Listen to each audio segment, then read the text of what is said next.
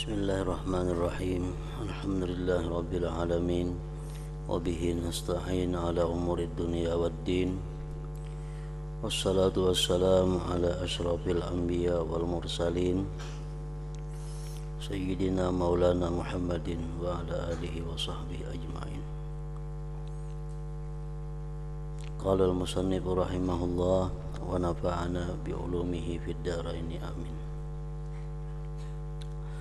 Kedelapan daripada afatul lisan atau bahayanya lisan,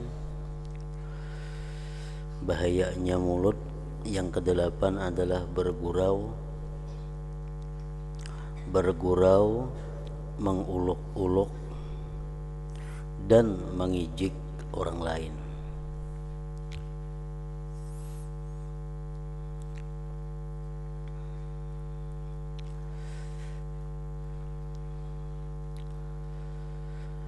Maka hendaklah engkau memelihara lidahmu daripada menguluk-uluk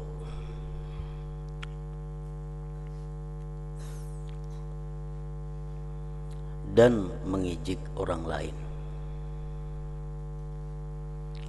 Sama ada dalam bentuk percakapan yang bersungguh-sungguh, yang serius, ataupun dalam bentuk bergurau-gurau saja, baik bagaya atau kada bagaya. Jangan sekali-kali mengijik orang lain atau menguluk-uluk orang lain, karena perbuatan yang demikian menghilangkan air muka, ma'ul wajah. Orang yang suka menguluk-uluk itu, suka mengijik orang lain, itu mukanya akan kehilangan air dan menghilangkan rasa haibah, garun atau takut, kehilangan pengaruh, kehilangan air muka.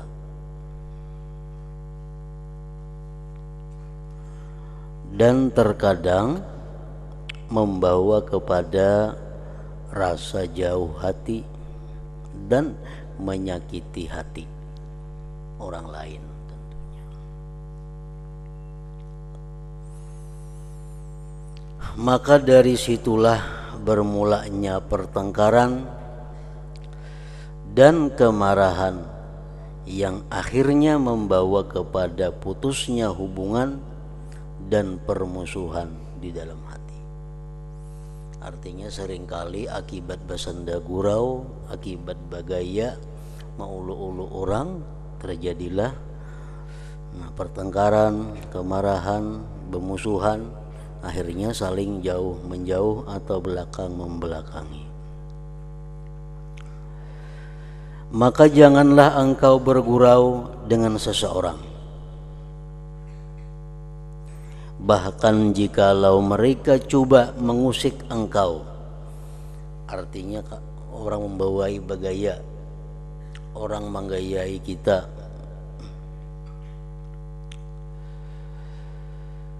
bahkan jikalau mereka coba mengusik engkau, maka jangan engkau peduli. Artinya jangan dilawani, dan berpalinglah daripada mereka sehingga mereka bercakap perkataan yang lain. Dan hendaklah engkau menjadikan dirimu daripada golongan orang yang disebutkan Allah Ta'ala di dalam firman-Nya, wa idza marru bil lagwi marru kirama. Maksudnya ayat itu, dan apabila mereka melalui dengan perkara yang sia-sia, mereka akan lalu dengan menjaga kehormatan dirinya. Artinya kalau ada orang membawai, orang menggayai, maka dia akan bisa menjaga kehormatan dirinya. Kada melawani orang tersebut artinya. Inilah 8 perkara yang merupakan penyakit lidah yang besar-besar. Maka tidaklah ada yang dapat menolong engkau dalam menjaga lidahmu kecuali hanya uzlah, mengasingkan diri. Selama masih bakawan, selama masih bergaul, selama masih berkumpul orang banyak, maka sulit menjaga lidah daripada 8 macam penyakit-penyakit lidah itu. Maka tidaklah ada yang dapat menolong engkau dalam menjaga lidahmu kecuali hanya uzlah, mengasingkan diri dan melazimkan diam, kecuali bergaul dan bercakap sekedar keperluan saja. Dan adalah Abu Bakar As-Siddiq radhiyallahu anhu selalu meletakkan batu di dalam mulutnya supaya dapat ia menahan mulutnya daripada bercakap yang tidak perlu.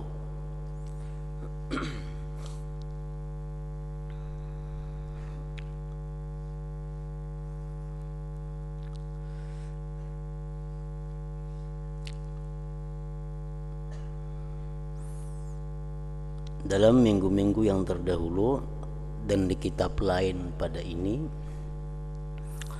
Imam Al-Ghazali mencontohkan percakapan-percakapan yang kada perlu, yang bahkan bisa membawa kepada dosa. Contohnya antara lain kita betakun lawan orang, datang di mana. Itu percakapan yang ada perlu. Misal kita bertemuan 2 orang, datang di mana teh? Datang di mana? Itu percakapan yang ada perlu. Dan bisa jadi dosa. Kenapa? Bisa menyebabkan yang ditakun itu berdusta. Karena dikhawatirkan datang di mana kainya nang bila disambetnya asa ngalih, lalunya berdusta. Nah, jadi artinya kalau kita betakun lawan orang datang di mana, itu percakapan yang kada perlu. Datang di mana kau orang, kalau jadi masalah juga kalau datang di mana. Nah, lain halnya kalau guru lawan murid, datang di mana, itu kata jadi masalah. Atau orang tua lawan anak, datang di mana, kada jadi masalah. Suami lawan bininya, datang di mana igam tadi umanya, kada jadi masalah. Itu wajar. Tapi kalau umpamanya sama pada kakawanan, datang di mana tadi, itu percakapan yang kada perlu. Kalau si kawan ini jadi berdusta gara-gara menjawab kita tak umpat dosanya. Karena kita nama ulah asa gara-garanya.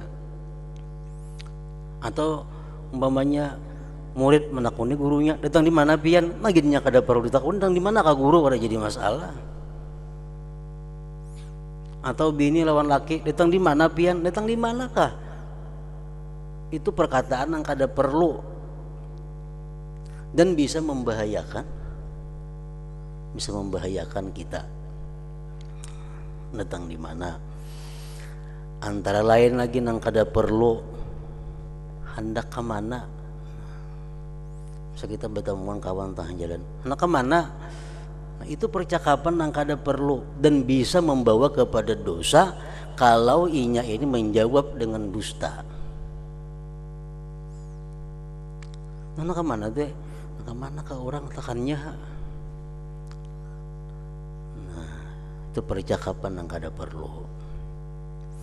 Nah, jadi menghindari percakapan-percakapan yang kada perlu tadi adalah sesuatu kemastian, sesuatu yang mesti dilakukan kalau kita ingin selamat daripada dosa. Karena dari hal-hal yang kada perlu itulah biasanya timbul perbuatan maksiat. Jadi kada perlu bertakun, datang di manakah kawan, hendak ke manakah inya.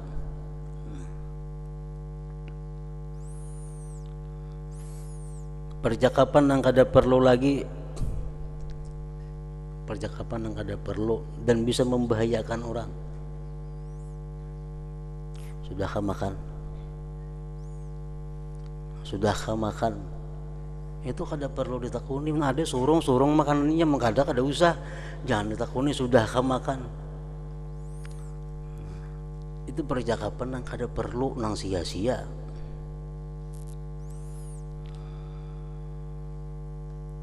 Banyak contohnya. Imam Ghazali mencontohkan perkataan-perkataan yang kada perlu, nang kayaknya kita anggap itu biasa, biasa padahal membahayakan.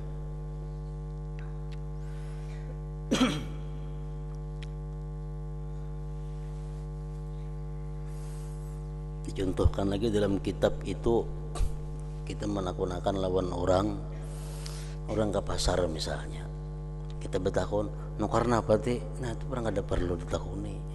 Orang nukar napa kah, nukar nang apa kah? Berusia orang nukar nang kada patut didengar.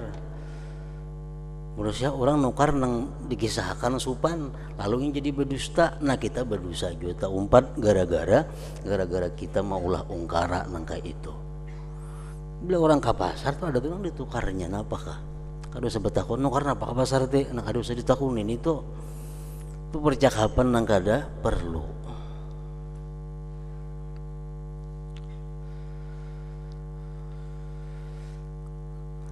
Dan adalah Abu Bakar Siddiq radhiyallahu anhu selalu meletakkan batu di dalam mulutnya supaya dapat ia menahan mulutnya daripada bercakap yang tidak perlu.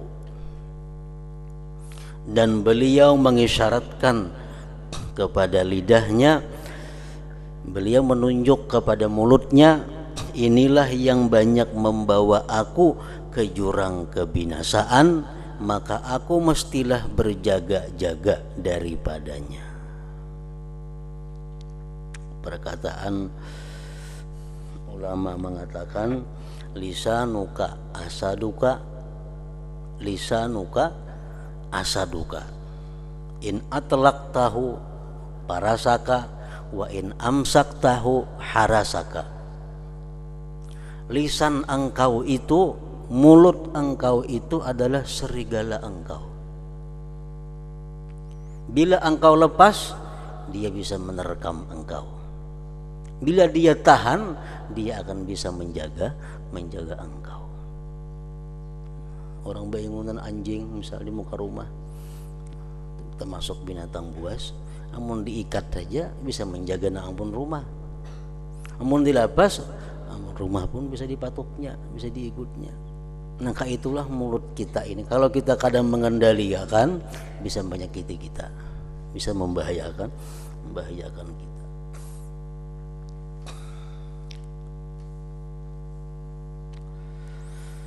Maka jagalah lidahmu baik-baik, karena ia adalah alat yang paling berkesan dalam membinasakan engkau, baik di dunia ataupun di akhirat.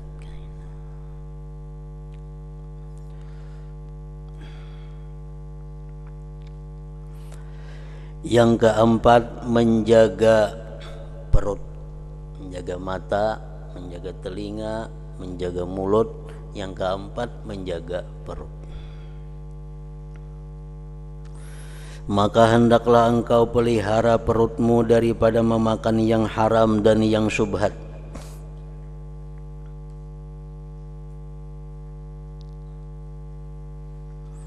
Maka hendaklah engkau pelihara perutmu daripada memakan yang haram dan syubhat dan yang syubhat.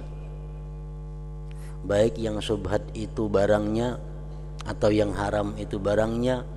Makan babi misalnya, minum arak itu barangnya. Atau yang haram itu adalah cara mendapatkannya, baras, mencuntan. Nah jadi haram juga.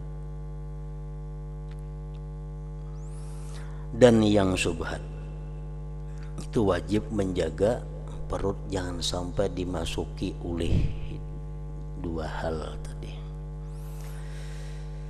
Yang haram itu adalah menurut sebahagian para ulama menarifkan ma yakunu bihi ilmun laka au ghalibu zannin bikaunihi manhiyan anhu bisyar'i.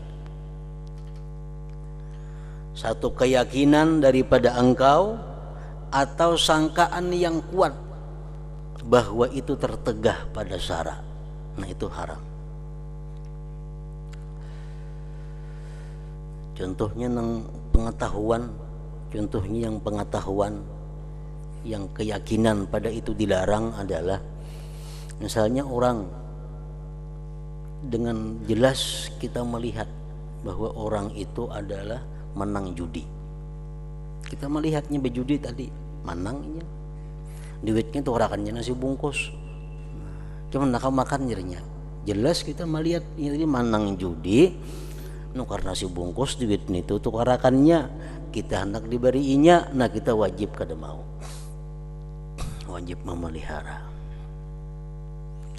Nah itu ngarannya adalah yakin. Nang subhat macam apa contohnya? Nang ghalibu zannin, sangkaan kuat. Kita melihat inya main judi menang, intinya balik ke rumah. Balik ke rumahnya mungkin apa digawe di rumah kada tahu. Turun itu balik ke rumah, turun pulangnya ke warung, bawa kita makanan. Nah ini subhat, apa haram juga karena sangkaan kuat kita bahwa duit nang dibawanya makanan itu adalah duit nang dapat judi tadi. Walaupun itu kita kada yakin, cuma ghalibu zannin, sangkaan nang kuat. Kita melihat inya manang judi. Nah kemudiannya naik ke rumah. Sudah naik ke rumah, turun membawa kita makanan di warung. Nah, ini sangkaan kuat kita itu adalah duit judi yang dibawanya kita makanan itu. Nah itu pun termasuk nang haram. Ghalibu zannin ngarannya. Imam Ghazali mencontohkan itu lagi dengan yang sangkaan kuat haram tadi. Orang yang kita ketahui kebanyakan hartanya daripada yang haram. Nah, orang ini ada punya harta, orang ini ada punya usaha, nang halal ada, nang usahanya nang haram ada. Tapi kebanyakannya daripada nang haram. Usahanya itu kebanyakan daripada yang haram. Nah ini pun kita kada boleh juga bekerja sama dengan orang itu. Baik urusan tukar menukar, minjam meminjam, siwa basiwa, makan pemberiannya tidak boleh. Karena sangkaan kuat kita bahwa hartanya itu yang haram. Sebab umumnya hartanya didapat dari yang haram. Walaupun ada yang halal cuma sedikit. Nah itu termasuk haram juga. Itu wajib kita jaga perut daripada macam itu. Nah, kemudian yang kedua, jaga perut daripada syubhat. Daripada syubhat. Syubhat ini bermacam-macam ulama menerangkan pengertian syubhat. Antara lain contohnya adalah sesuatu yang mempunyai derajat yang sama tentang kehalalan dan keharamannya.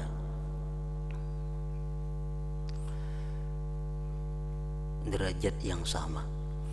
Jadi kemungkinan besar hartanya itu dari yang haram 50% dan kemungkinan daripada yang halal 50%. Sama.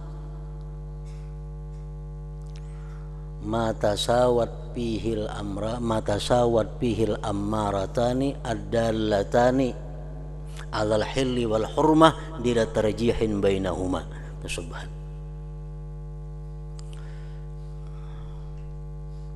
Dipadahkan halal tidak mungkin juga haram, seimbang. Nah, contohnya lagi umpamanya orang tuh berisi harta 1.000 rupiah, 500 rupiah nang halal, 500 rupiah nang haram. Nah, sama ngarannya.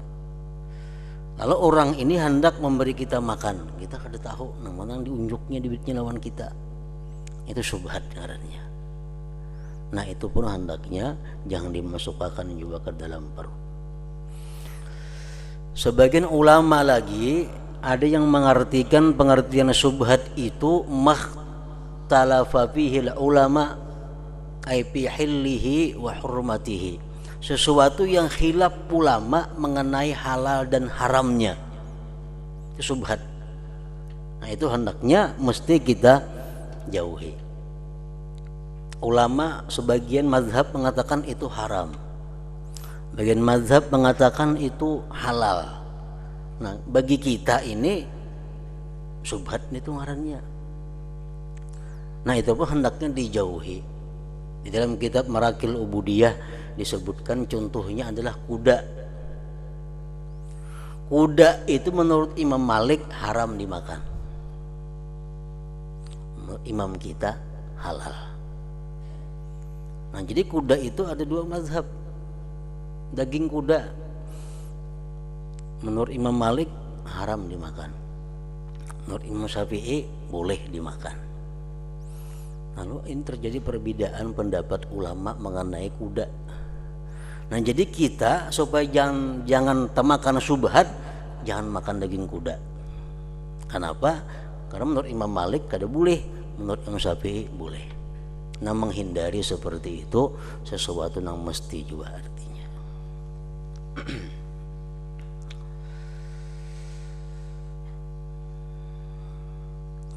Dan berusahalah untuk mencari makanan yang halal, dan apabila engkau telah mendapatkannya maka hendaklah engkau merasa cukup dengan memakannya, dan hendaklah engkau berhenti sebelum kenyang,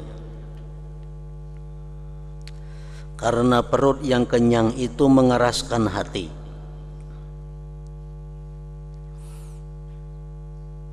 Mengetahui hati keras itu macam apa?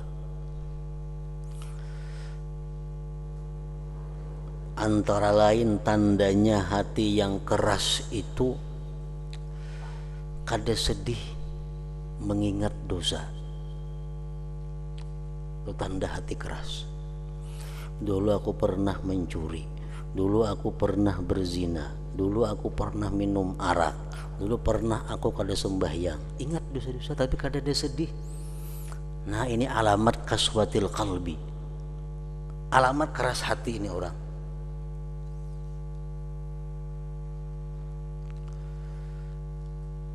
Jauh menangis, sedih aja kada. Apalagi bangga, keras banget nih tuh hatinya. Bah aku dulu kan menjuntan suah, ini suah suka berkisah. Kenapa dikisahkan suka mengisahkan maksiat? Suka dengan maksiat itu dosa kecil jadi besar. Dosa tuh halus jadi besar apabila satu gembira dengan menyebutkannya. Salah satunya. Yang kedua mengakalinya. Jadi dosa halus cuma hari-hari menggawi jadi ganal juga. Nah, jadi tanda keras hati itu adalah kada sedih mengingat dosa. Akibat keras hati itu akibat daripada orangnya selalu kenyang. Tandanya orang keras hati lagi kada mampan dinasihati dengan al-hadis, al-Quran dan kalamul aulia. Perbuatan ikam itu dilarang Allah, ranaiha dinasihati. Perbuatan ikam itu melanggar hadis Rasulullah. Perbuatan ikam itu Najar Abdul Qadir Al-Jilani mengatakan ini akibatnya tatapnya kada maasi, kada mampan.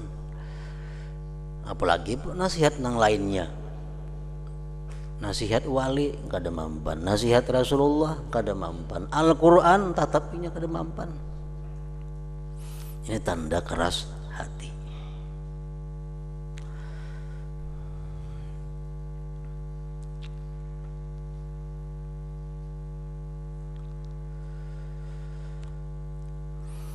Karena perut yang kenyang itu mengeraskan hati dan menumpulkan akal. menumpulkan akal, dan memberatkan anggota daripada berbuat ibadah dan mencari ilmu. Bahkan perut yang kenyang itu akan menguatkan syahwat dan membantu tentara syaitan.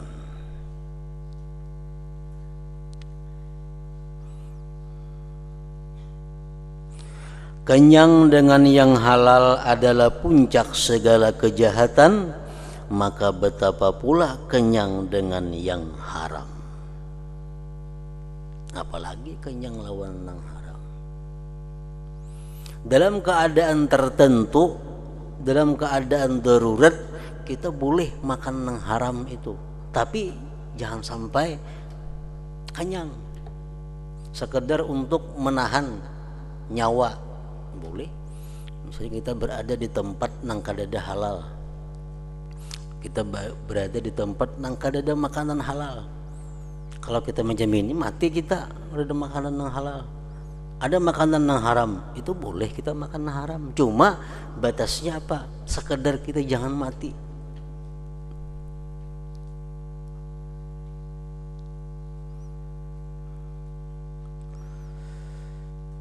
Oleh itu, mencari makanan yang halal adalah wajib atas setiap orang Islam, dan berbuat ibadah atau mencari ilmu dengan memakan makanan yang haram adalah seperti membuat sesuatu binaan atau bangunan di atas longgukan sampah.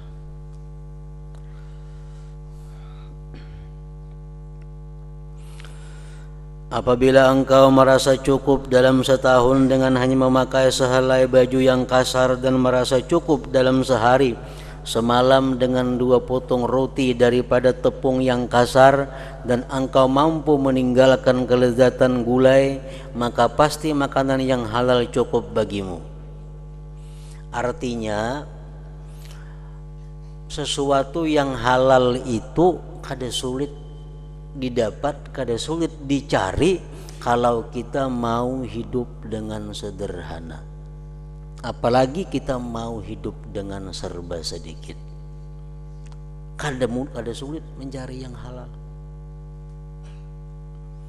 Mencari yang halal itu kada sulit apabila kita mau hidup sederhana atau mau hidup serba sedikit, makin nyaman lagi. Nah, mencari yang halal itu sulit apabila kita hidup hendak serba nyaman, serba mewah. Itu sulit mencari yang halal.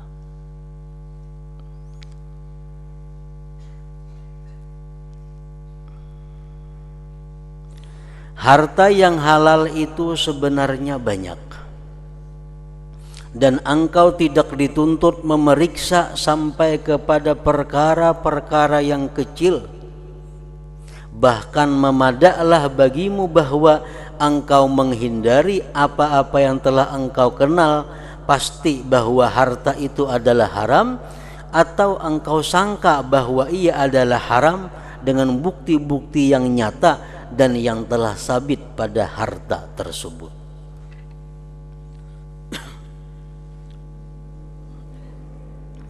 Nah, jadi harta yang halal itu banyak yang halal,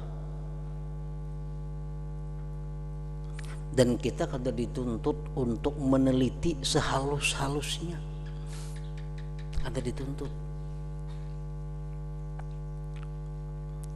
Cukup kita dengan melihat alamat-alamat, tanda-tanda yang ada pada orang yang mempunyai harta itu, atau tanda-tanda alamat yang ada di barang itu. Cukup. Misalnya ada orang ini banyak pada diri orang itu tanda-tanda ini orang jahat, orang beriman. Umpamanya orangnya awak betato, gambar halang di pipi umpamanya ada sini, babunil pulang orangnya, awak pina kekar. Ini tanda-tanda. Rambut gondrong bakuncir pulang di belakangnya. Nah lalu ini orang banyak mempunyai tanda-tanda kejahatan. Betato maksiat, bebunil maksiat, bagalang orangnya, rambut mudil pada orang. Nah jadi ini orang sudah menunjukkan alamat-alamat kezaliman. Biasa orang jadi perampok tuh macam ini, biasa orang jadi pembunuh tuh macam ini orangnya. Nah banyak tanda-tanda seperti itu. Nah bila kita berhadapan dengan orang seperti itu, jangan hendak berurusan lawan inya dalam urusan muamalah. Berjual beli jangan, makan makanannya jangan, karena orang ini banyak tanda-tanda menunjukkan kepada ketidakdirisan dalam harta yang dimilikinya. Kada perlu kita meneliti yang halus-halus. Nah apabila orang ini kelihatannya orangnya jujur, tanda-tanda adil ada pada orang ini, tanda-tanda salih ada pada orang ini, nah itu dengan tanda-tanda itu kita sudah bisa bekerja sama dengan orang itu dalam hal muamalah tadi. Makan makanannya, menyewa ampunnya, menukari barangnya, menjual inya, karena jadi masalah karena pada diri orang itu terlihat dengan jelas tanda-tanda keadilan atau kesalihan. Walaupun sebenarnya orang ini jahat juga, karena jadi masalah. Kita sudah ada dituntut lagi karena kita disuruh meneliti, melihat alamat-alamat itu. Misalnya orang nang pina kekar tadi, nang bebunil-bunil tadi, nya ulihan behuma duitnya. Nah orang nang pina saleh, pina adil ini orangnya perampok, cuma di kampung lain nya merampok, itu kan jadi suatu Allah Ta'ala urusannya, urusan hakikat batinnya. Nang jelas hukum agama fikih menjelaskan bahwa bila orang-orang seperti ini alamat-alamat kezaliman pada dirinya itu ada, kita disuruh menjauh. Bila orang ini ada alamat-alamat saleh, alamat-alamat adil, kita boleh berhubungan dengan inya. Nah kada sulit itu.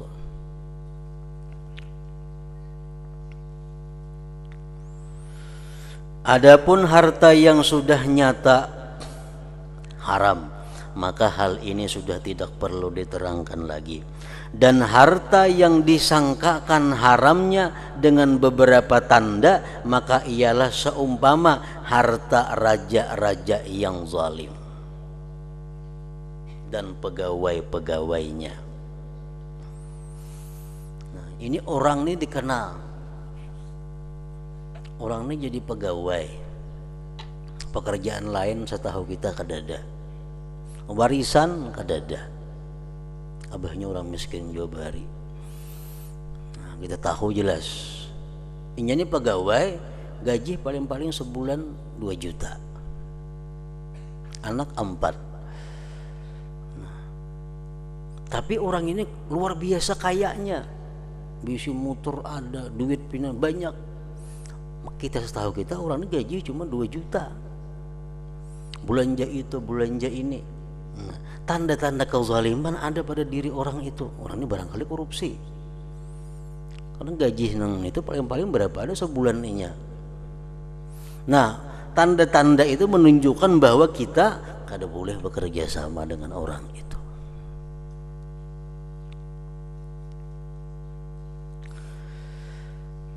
Dan harta orang-orang yang tidak ada pekerjaan kecuali hanya meratapi orang mati atau menjual arak atau bermuamalah dengan cara riba atau berjual beli seruling dan alat-alat musik dan seumpamanya, maka siapa yang engkau telah ketahui secara pasti bahwa kebanyakan hartanya adalah daripada sumber yang haram, maka apa yang engkau ambil daripada tangannya walaupun boleh jadi ia halal adalah haram. Orang tadi misal kan gajiannya, orang tuh ada gajiannya 2 juta sebulan, tuh halal gitu. Tapi penghasilan kejahatan itu lebih daripada 2 juta sebulan. Bisa 4-5 juta hasil dari kejahatannya itu. Gaji murninya 2 juta aja. Jadi nang diberiakannya lawan kita barangkali nang halal. Itu kada kau dipakai lagi. Kenapa? Karena sudah jelas bahwa orang ini lebih banyak nang haram daripada halalnya. Karena itulah yang ghalib pada zan, sangkaan. Di antara harta yang jelas haram ialah harta wakaf yang dimakan tidak mengikuti syaratnya.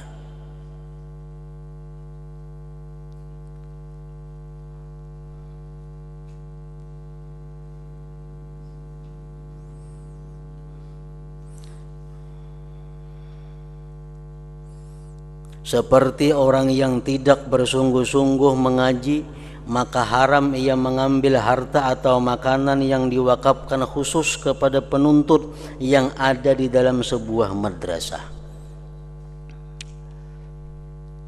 Misalnya di sini ada pohon, jampunya kuwakafakan untuk santri, diwakafkan untuk santri. Jadi buahnya itu ambil santri, nang mana santri boleh, nang mana kada santri kada boleh. Nah jadi orang-orang nang kada bujur-bujur santri kada boleh makan itu. Misalnya orangnya sudah melanggar peraturan nang jakanya ketahuan diampihi sudah orang, nah itu kada boleh makan itu. Karena itu untuk orang yang santri. Kada boleh. Misalnya orang ada materi nasi bungkus nang sakirim santri 100 bungkus. Jangan seorang rancak melanggar peraturan nang jakanya ketahuan sudah diampihi, hanya haram makan itu. Karena ini kada santri lagi sebenarnya. Nah kada boleh. Asrama itu wakaf untuk santri. Orang nang kada santri haram diam di situ. Haram karena wakaf untuk santri. Nah, contohnya di sini tadi, orang yang tidak bersungguh-sungguh mengaji, maka haram yang mengambil harta atau makanan yang diwakafkan khusus kepada penuntut yang ada di dalam sebuah madrasah. Ini bangunan diwakafkan untuk santri, guring di situ disilahkan santri. Sedangkan seorangnya sebenarnya kada santri, cuma zahirnya aja santri, nah kada boleh itu menggunakan fasilitas itu. Karena wakaf itu seperti syarat wakaf itu seperti hukum Allah. Syarat seperti hukum Allah. Dan siapa yang mengerjakan maksiat maka akan ditolak segala persaksiannya, syahadahnya. Dan begitu pula haram mengambil harta atas nama tasawuf bagi orang yang bukan ahli tasawuf daripada wakaf yang khusus untuk mereka. Misalnya di sini ada diulahkan perumahan, penginapan untuk orang-orang yang belajar tasawuf. Nah, sedangkan ini kada belajar tasawuf, nah kada kau mempergunakan fasilitas itu kada boleh. Itu termasuk yang diharamkan dalam agama. Syaratul wakif itu ka hukmillah. Syarat oleh orang yang berwakaf itu sama dengan hukum Allah. Sama dengan hukum Allah. Dan telah kami sebutkan keterangan yang luas tentang harta syubhat, halal dan haram di dalam kitab karangan Sidin, artinya Ihya Ulumiddin. Maka hendaklah engkau merujuk ke sana karena mengetahui cara mencari harta yang halal ini adalah wajib. Dan mencari harta yang halal itu adalah wajib, seperti wajibnya engkau sembahyang 5 waktu. Belajar cara berdagang yang halal kayak apa, itu hukumnya wajib. Sama wajibnya sembahyang 5 waktu, sama wajibnya puasa Ramadan, sama-sama pada wajib. Yang kelima, menjaga kemaluan. Maka hendaklah engkau menjaga kemaluanmu daripada apa-apa yang diharamkan oleh Allah Ta'ala. Dan hendaklah engkau jadikan dirimu seperti golongan yang disifatkan oleh Allah Ta'ala di dalam firman-Nya, walladzina hum li furujihim hafizun illa ala azwajihim aw ma malakat aymanuhum fa innahum ghairu malumin. Maksudnya, dan mereka yang selalu menjaga kemaluan mereka kecuali terhadap istri-istri mereka atau apa-apa yang mereka miliki daripada hamba jariyah, maka mereka tidak tercela. Orang yang kau menjaga makanan haram masuk ke parutnya, orang yang kau menjaga makanan subhat masuk ke parutnya, dia akan secara otomatis bisa menjaga kemaluannya daripada melakukan yang diharamkan oleh Allah.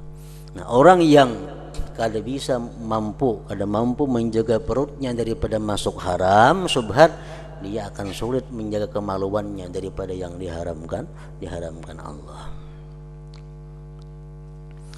Dan engkau tidak dapat menjaga kemaluanmu kecuali apabila engkau menjaga matamu daripada melihat yang haram, dan juga menjaga hatimu supaya ia jangan berpikir yang bukan-bukan, dan menjaga perut daripada makanan yang syubhat atau berlebihan dalam memakan yang halal. Karena semuanya itu adalah penggerak bagi syahwat dan merupakan puncak bermulanya syahwatnya itu. Nah, yang keenam, menjaga dua tangan.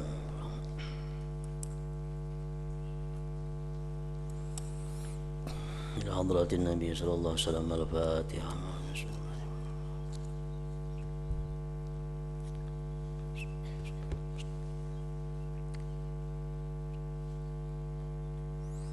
Bismillahirrahmanirrahim. Alhamdulillah rabbil alamin, wa salli wa sallim ala sayyidina Muhammad wa alihi wa sahbihi ajma'in. Allahumma ighfir lana ma akhta'na wa ma ta'ammadna wa ma asrarna wa ma a'lanna wa ma asrafna wa ma anta a'lam bihi minna. Antal muqaddim wa antal muakhir, la ilaha illa anta. Allahumma anfa'na bima 'allamtana wa 'allimna ma yanfa'una wa zidna fahman wa ilman wa 'amalan wa hudan wa tawfiqan bi rahmatika ya arhamar rahimin. Sallallahu alaihi wasallam Muhammad wa alihi wasallam.